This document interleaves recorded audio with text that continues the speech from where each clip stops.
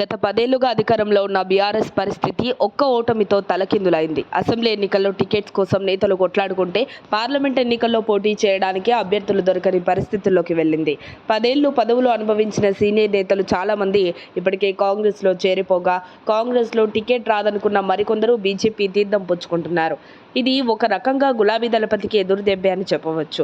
మొన్నటి వరకు కేసీఆర్ దర్శనమే మహాభాగ్యం అనుకున్న నేతలంతా ఇప్పుడు వేరే పార్టీలో చేరిపోవడం, గెలిచిన ఎమ్మెల్యేలు, ఎంపీలు కూడా దిక్కులు చూడడంతో కేసీఆర్ దిక్కుతోచని పరిస్థితిలో పడిపోయారు. ఇప్పటికే సెట్టింగ్లలో ముగ్గురు వేరే పార్టీలోకి వెళ్లిపోయారు. నాగర్ కర్నూలు ఎంపీ రాములు కుమారుడు భరత్కు, జహీరాబాద్ ఎంపీ బీబీ పాటిల్కి బీజేపీ సీటు సైతం ఇచ్చేసింది.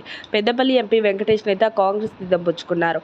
అలాగే చేవెళ్ల ఎంపీ రంజిత్ రెడ్డి పోటీ చేయలేనని చెప్పారని టాక్ వినిపిస్తోంది. మహబూబ్ నగర్ ఎంపీ మన్నె శ్రీనివాస్ రెడ్డి సైలెంట్ అయ్యారు. ఆయన బంధువులు కాంగ్రెస్ లో చేరిపోయారు.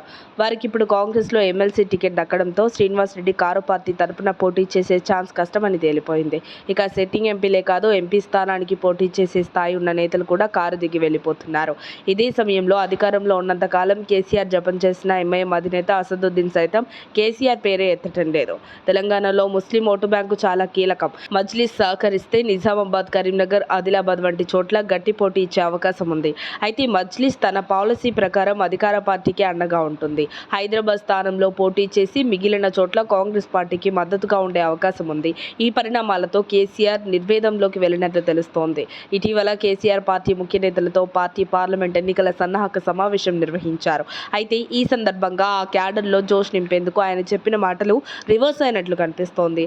ఎన్టీఆర్ అంతటి నేతకే తప్పలేదు, మనమెంత అని కేసీఆర్ వ్యాఖ్యానించారు. దీనిని బట్టి కేసీఆర్ పూర్తిగా చేతులెత్తేశారా అన్న అనుమానం క్యాడర్లోకి వెళ్ళింది. అంతేకాక ఈ 3 నెలల్లో అనేక గ్రామ, మండల, స్థానిక సంస్థల సభ్యులు కాంగ్రెస్లో చేరిపోవడంతో చాలా చోట్ల పోటీ చేయడానికి నేతలెవరూ ముందుకు రావటం లేదు. నిజామాబాద్లో గతంలో పోటీ చేసిన కవిత సైతం పోటీకి సిద్ధపడటం లేదని తెలుస్తోంది. అంతేకాక నిజామాబాద్లో పోటీకి ఎవరూ ముందుకు రావడం లేదు. బండి సంజయ్ సిట్టింగ్గా ఉన్న కరీంనగర్లో మాజీ ఎంపీ వినోద్ కుమార్కే ఛాన్స్ ఇచ్చారు. అయితే అసెంబ్లీ ఎన్నికల ఫలితాల తర్వాత పరిణామాలతో ఆయన పోటీకి అయిష్టంగానే ఉన్నారు. ఇక మెదక్ ఎంపీ సీటు పరిధిలో 7 స్థానాల్లో 6 అసెంబ్లీ స్థానాలని బీఆర్ఎస్ గెలుచుకుంది. అలాంటి చోట ఎవరు పోటీ చేస్తారో తెలియని పరిస్థితి. జహీరాబాద్ ఎంపీ పార్టీకి బాయ్ చెప్పారు. దీంతో అక్కడి సీటు తీసుకునేందుకు ఎవరూ సాహసించడం లేదు. నల్గొండ, భువనగిరి, ఖమ్మం సీట్ల కోసం కూడా ఎవరూ ముందుకు రావటం లేదు. ఉమ్మడి ఖమ్మం, నల్గొండ జిల్లాలో అసెంబ్లీ ఎన్నికల్లో బీఆర్ఎస్ తుడిచిపెట్టుకుపోయింది. దీంతో పోటీకి నేతలు సాహసించడం లేదు. ఇక మహబూబ్ నగర్, వరంగల్, మహబూబాబాద్లోనూ అదే పరిస్థితి. దీంతో కేసీఆర్ లోక్సభ ఎన్నికల్లోనూ తమ పార్టీ సత్తా చాటడమే కష్టమని, ఈ ఎన్నికల్లోనూ హస్తం హవా సాగడం ఖాయమనే అభిప్రాయానికి వచ్చినట్టు తెలుస్తోంది.